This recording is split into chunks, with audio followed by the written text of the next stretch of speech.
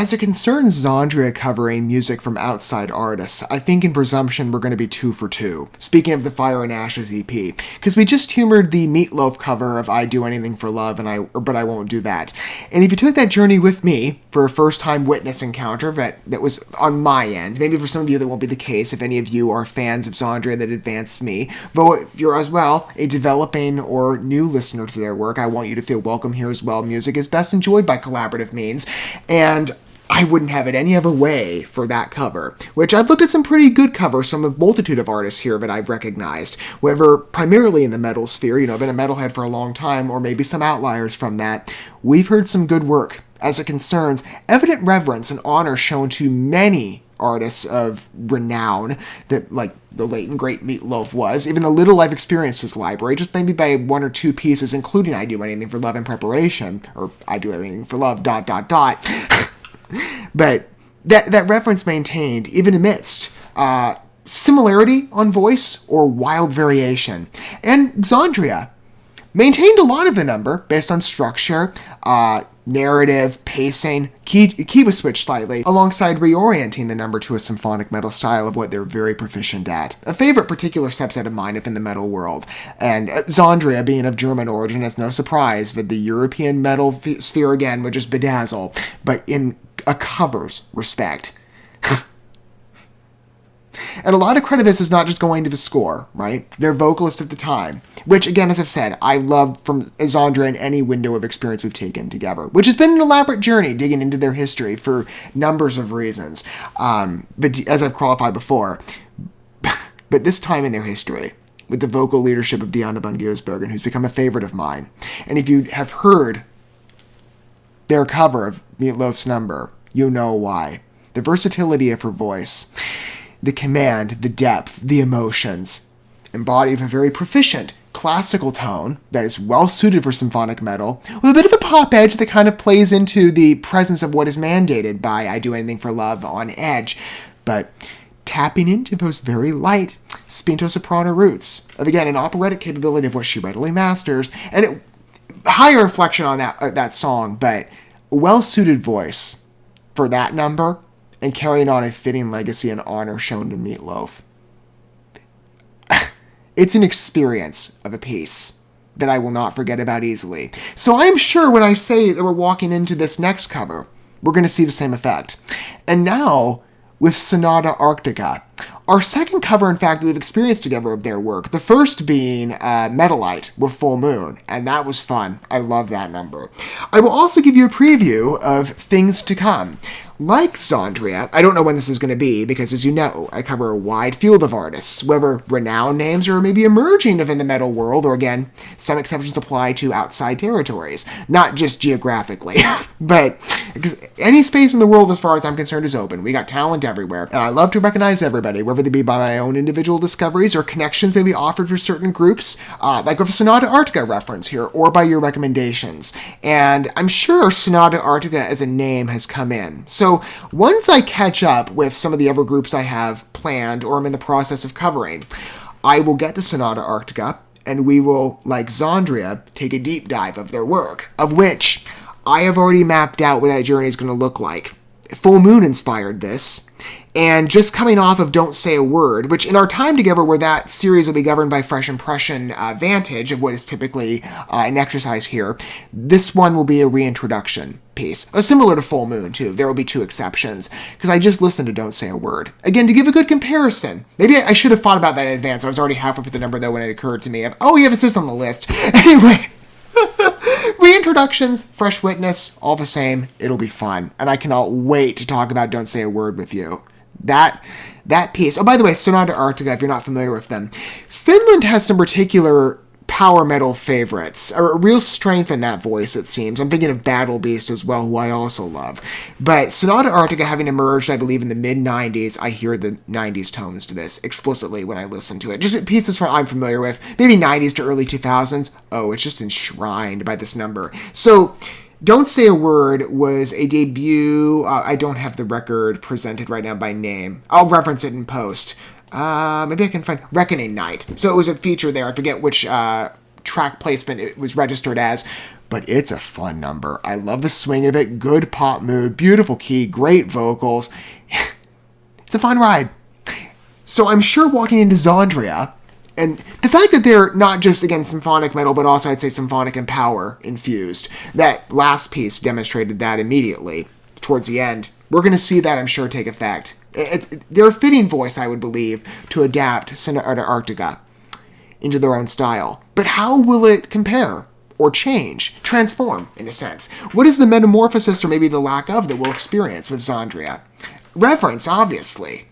I just know that going in, but I'm curious to see how this is portrayed. Because in originality, Don't Say a Word is a great number on its own standing that, again, I'm looking forward to discussing with you whenever we get the privilege to take the Sonata Arctica ride, as I'll call it. But XANDRIA, let's witness this.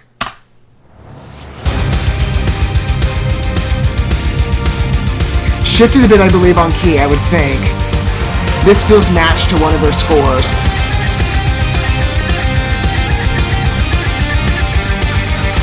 I love the synth employment. I think I just heard a keyboard gesture a little while ago and the choir.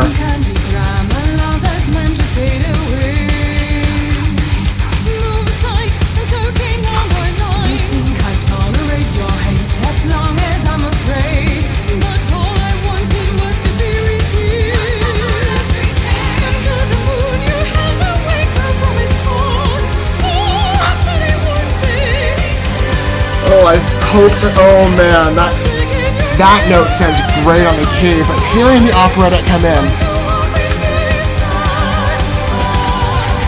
I get a sense this one would be adventurous.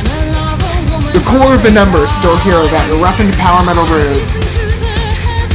Just these vocals that are getting me.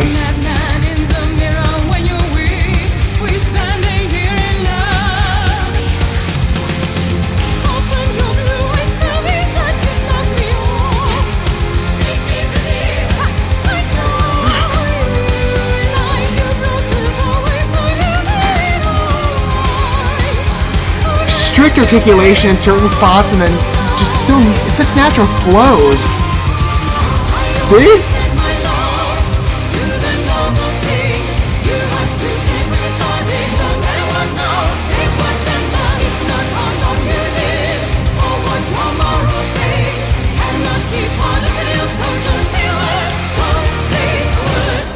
I love the quickened pacing on those notes. The chorus really stands out.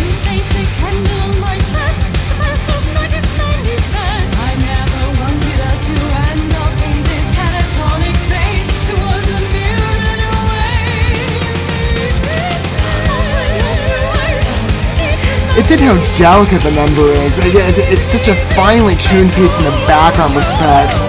But then when you just listen, you're welcome to the superficial aspects of these vocals.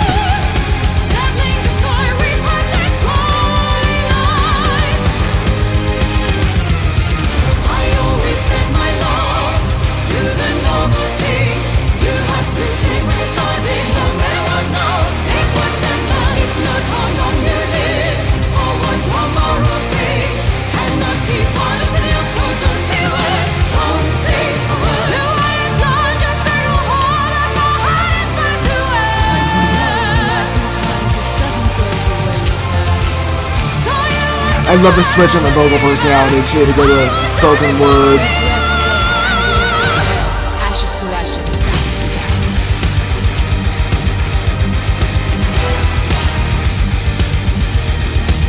We're 2 for 2 on Sonata Arctica covers, and with XANDRIA from outside artists. I hope we get to see more of this in future eras of our journey together, certainly.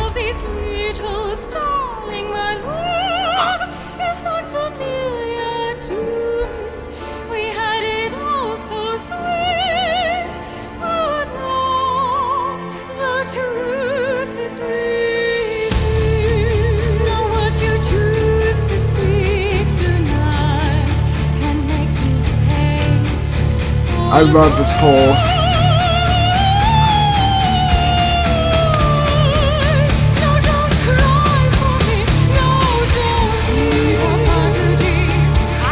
It's perfect.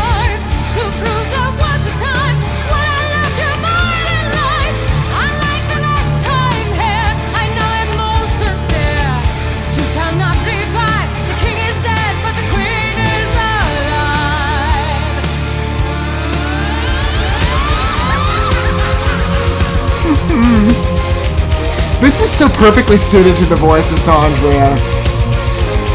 It's a remarkable one to consider for their application because it just perfectly blends to a symphonic voice. And the power metal's maintained. With the modernized quality too, considering those synths.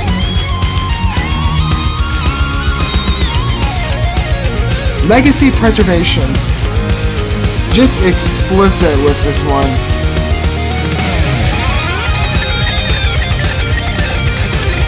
And every layer you just have to devour. As good as the original score.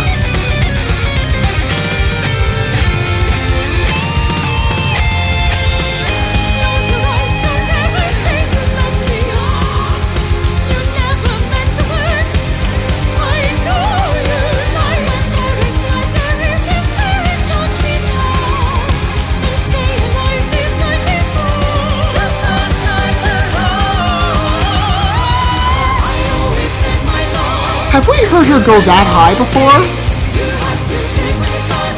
I know she's gotten to that higher B, not it.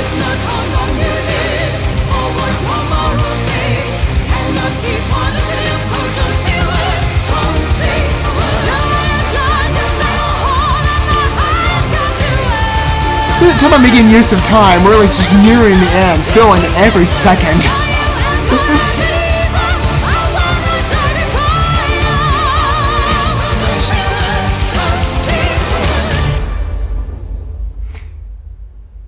That's a really fun piece. I almost get this crossover effect though toward the end. It was kind of weird. You know, as I've said, Xandria has quite the history of different eras, and what we've studied together certainly that has borne witness to that.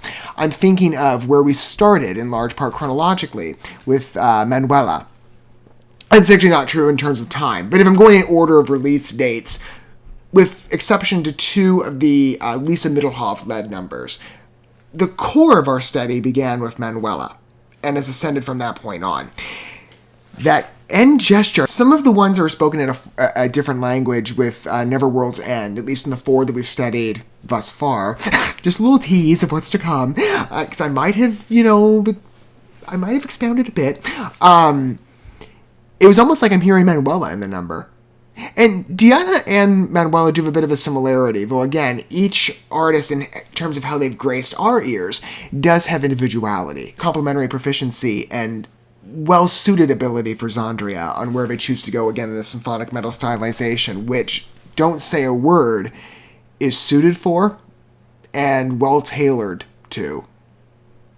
The power metal essence, it helps it against Xandria plays in both extremes. The power metal core is maintained. I hear the voice of Sonata Arctica, namely with the synths, the pacing. The structure of this number is evenly matched, like the Meatloaf one was.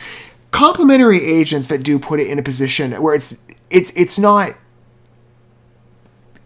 It's reined in expansion. It's not like we took every trait across the board and, well, no, we threw the board off the table. And while we're keeping the reverence alive, we're, drastically retooling this. It still feels like there's an explicit bridge between the original number, namely on structure, that's the most evidenced, I think, comparison, and the personality of a number with this, the synth choices, the more metallic pinging quality of it.